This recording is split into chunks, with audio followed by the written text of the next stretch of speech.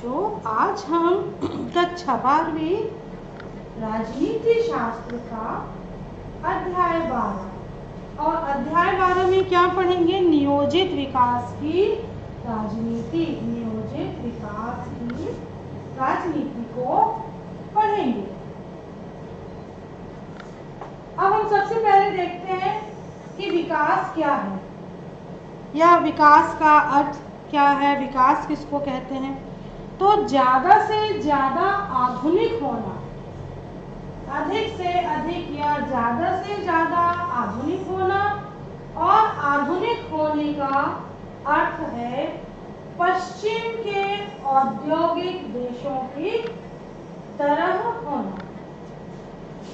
बच्चों, आप सबके दिमाग में क्या है? पश्चिम, अरे पश्चिम में ऐसी ड्रेस पहनते हैं, पश्चिम में ऐसी तरक्की करते, हर चीज़ में, चाहे आप तकनीक में देख लें, पहनावे में देख लें, खान पान में, हमारे दिमाग में पश्चिम छाया हुआ है।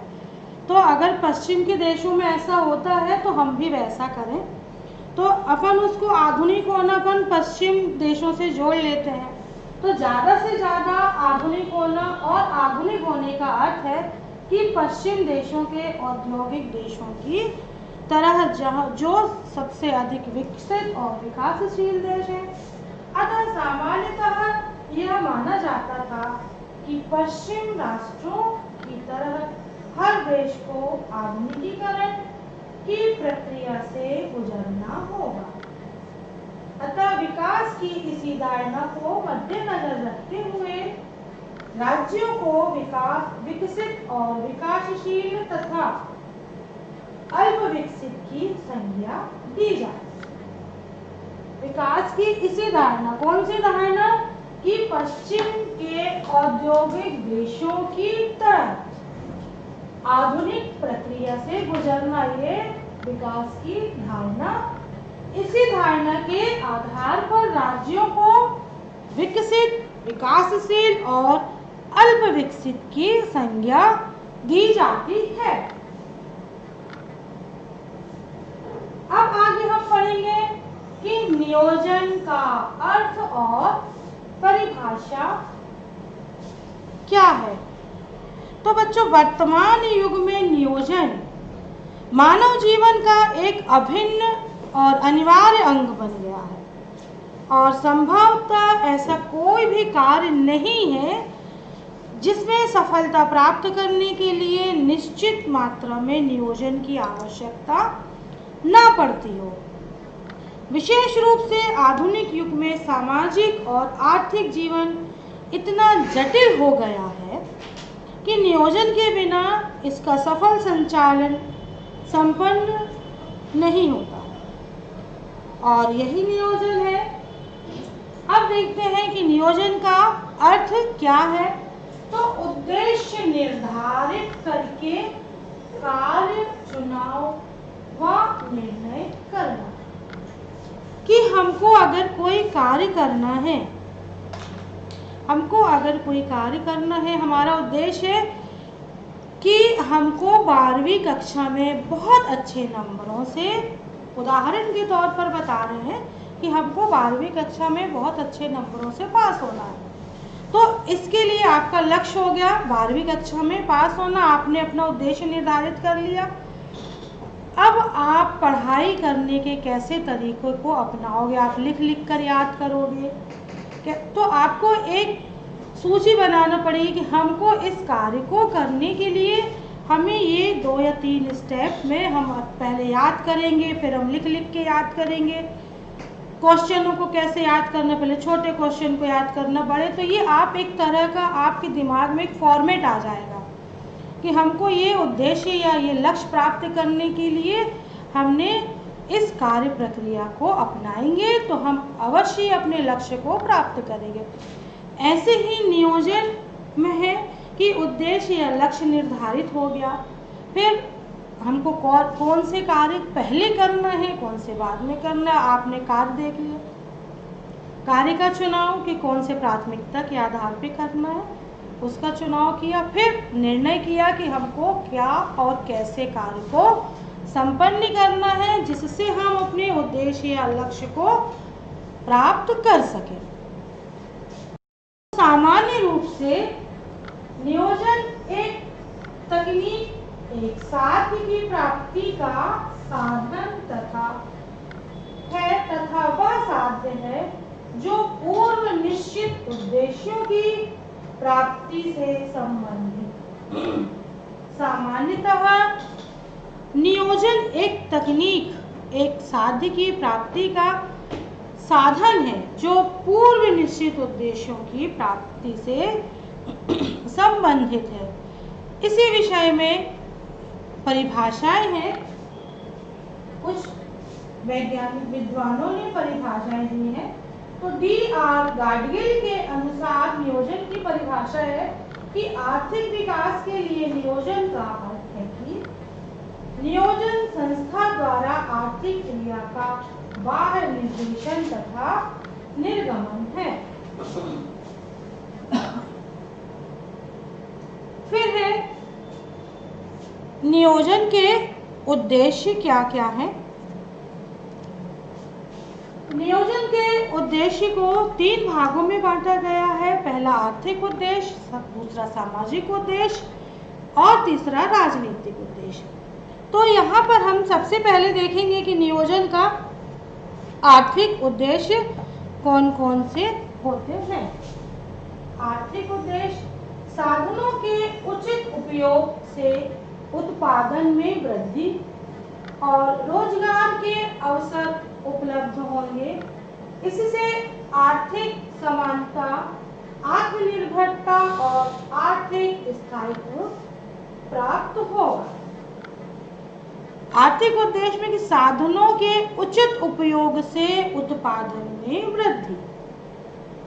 अगर हम जो साधनों का उपयोग कर रहे हैं, अगर हम उचित साधन अपनाते हैं, उचित मार्ग को अपनाते हैं कार्य करने में, तो निश्चित ही हमें उसमें सफलता मिलती है। तो उत्पादन में वृद्धि होगी और इससे रोजगार के अवसरों में वृद्धि होगी, जिससे आर्थिक समानता बढ़ेगी और आर्थिक समानता के साथ साथ आत्मनिर्भरता भी बढ़ेगी।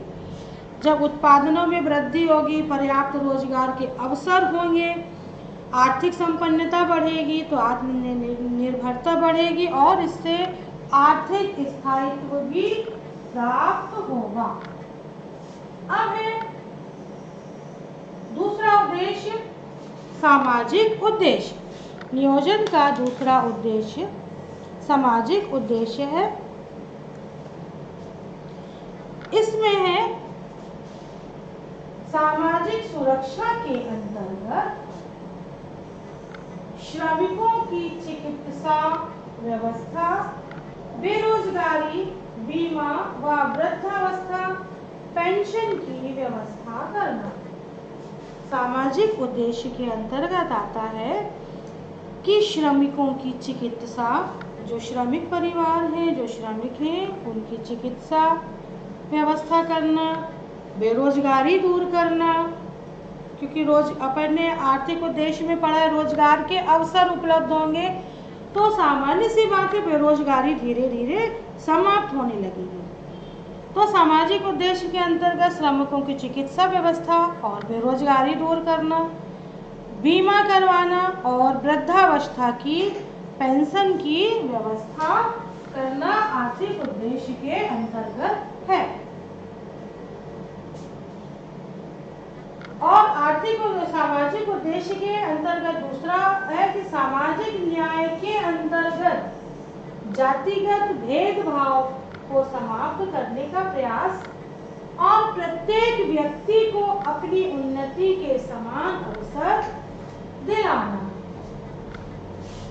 सामाजिक न्याय के अंतर्गत जातिगत भेदभाव की समाप्ति के प्रयास करना और प्रत्येक व्यक्ति को अपनी उन्नति के समान अवसर दिलाना, जिससे कि वह अपनी आवश्यकताएं हैं, बहुत अधिक तो नहीं, उसकी जो न्यूनतम आवश्यकताएं हैं उनको वह प्राप्त करने में सक्षम हो जाए। फिर है राजनीतिक उद्देश्य। तो देश के आर्थिक विकास से सामाजिक सुरक्षा के साथ साथ राजनीतिक स्वतंत्रता, शांति की स्थापना को सुनिश्चित करना। देश की आर्थिक विकास से सामाजिक सुरक्षा के साथ साथ राजनीतिक स्वतंत्रता और देश की शांति की स्थापना को सुनिश्चित करना, जिससे देश में शांति व्यवस्था बनी रहे। अब है योजना आयोग। तो स्वतंत्रता के उपरांत भारतीय संविधान में बने लोक कल्याणकारी राज्य की स्थापना के उद्देश्य को ध्यान में रखते हुए प्रथम प्रधानमंत्री श्री जवाहरलाल जी नेहरू ने 15 मार्च 1950 को योजना आयोग के गठन की घोषणा की थी। योजना आयोग का गठन 15 मार्च 1950 को भारत के प्रथम प्रधानमंत्री श्री जवाहरलाल नेहरू जी के द्वारा किया गया था। इसकी घोषणा 15 मार्च 1950 को की गई थी और आयोग ने के पदेन अध्यक्ष प्रधानमंत्री जी रहेंगे। आयोग के जो अध्यक्ष रहेंगे वह देश के जो प्रधानमंत्री रहेंगे वही आयोग के अध्यक्ष रहेंगे। अब है योजना आयोग के कार्य। तो पहला है साधनों का अनुमान लगाना, दूसरा है प्राथमिकताओं का निर्धारण करना, तीसरा योजनाओं का निर्माण करना और चौथा है प्रगति का मूल्यांकन करना। तो पहला है साधनों का अनुमान लगाना। किसी भी कार्य को करने के पहले उसके जो हम कार्य करेंगे उनके साधनों को जानना बहुत जरूरी है, तभी आप उस कार्य में सफलतापूर्वक सफल हो पाएंगे। तो योजना आयोग का सबसे प्रथम कार्य देश में उपलब्ध भौतिक एवं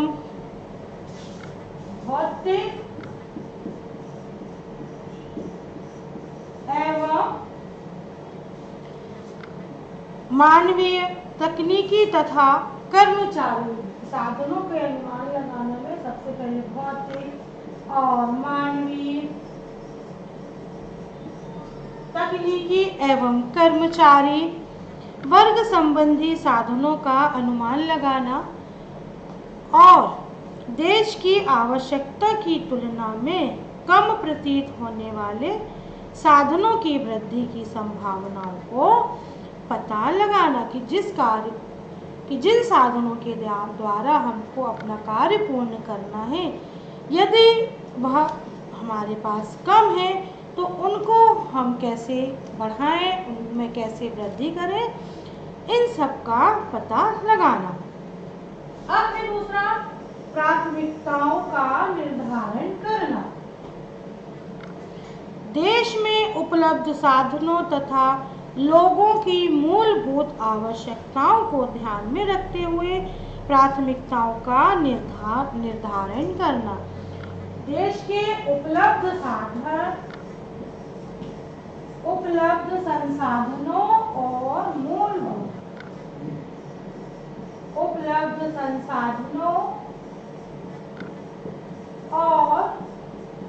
मूलभूत आवश्यकताओं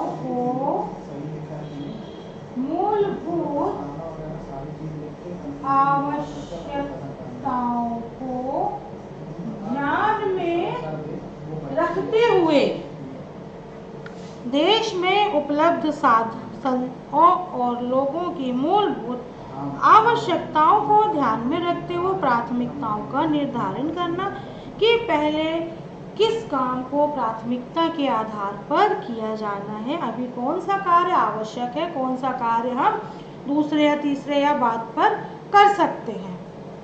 फिर है योजना का निर्माण करना। योजना का निर्माण करना। योजना आयोग देश की प्राथमिकताओं तथा उपलब्ध साधनों के आधार पर पंचवर्षीय योजनाएं तैयार करता है। योजना आयोग पंचवर्षीय देश की आवश्यकताओं के आधार पर योजना आयोग पंचवर्षीय योजनाएं तैयार करता है। फिर है प्रगति का मूल्यांकन करना। योजनाओं के लागू हो जाने के बाद, योजनाओं के लागू हो जाने पर उसकी प्रगति पर नज़र रखना कि हमने जिस कार्य के लिए योजना करी या कार्य किया है उस कार्य में हमको कहाँ तक सफलता प्राप्त हुई या उस कार्य में हमको अपने लक्ष्य की कितनी प्राप्ति हुई है, इसका मूल्यांकन करना एवं उसके कारणों को जानकर सरकार को प्रतिवेदन प्रस्तुत करते हुए सुझाव देना। योजनाओं के लागू हो जाने पर उसकी प्रगति पर नजर रखना और इसकी जानकारी सरकार को प्रतिवेदन के माध्यम से इस चीज की समीक्षा देना कि हमने इस कार्य में कितने अपने उद्देश्य को प्राप्त किया है। इसका 5वां कार्य है कि योजनाओं के सुचारू रूप से चलाने और लक्ष्य को प्राप्त करने के लिए आवश्यक तंत्र का निर्धारण करना। योजनाओं को सुचारू रूप से चलाने के लिए और लक्ष्य को प्राप्त करने के लिए आवश्यक तंत्र या शासन का निर्धारण करना कि जिसके माध्यम से हम अपने लक्ष्य को अच्छे और आसानी से प्राप्त कर सके। फिर है योजना की सफलता के लिए राज्य सरकारों के साथ साथ जन सहयोग प्राप्त करने का प्रयास करना। योजना की सफलता के लिए सरकारों के साथ साथ किसी भी कार्य को करने के लिए जब तक आपको सरकारों का समर्थन प्राप्त नहीं है तो ये बड़े बड़े कार्य करना मुश्किल है। तो योजना की सफलता के लिए सरकारों के साथ साथ जन सहयोग प्राप्त करने का भी प्रयास करना चाहिए।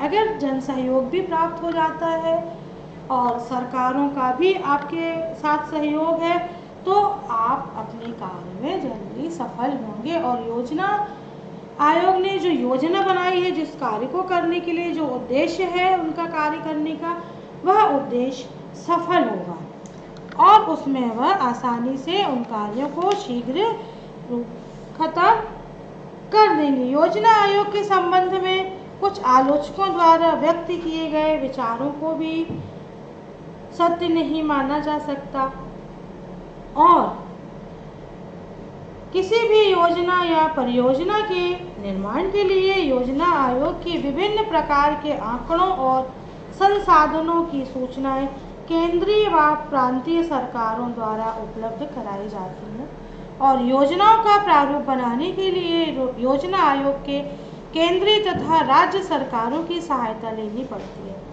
इसके अतिरिक्त योजनाओं को क्रियान्वित करने के लिए योजना आयोग तो मात्र वित्तीय एवं तकनीकी सहायता देता है और योजनाओं का वास्तविक क्रियान्वयन तो सरकारों द्वारा उपलब्ध कराए गए कर्मचारी तंत्र के द्वारा होता है।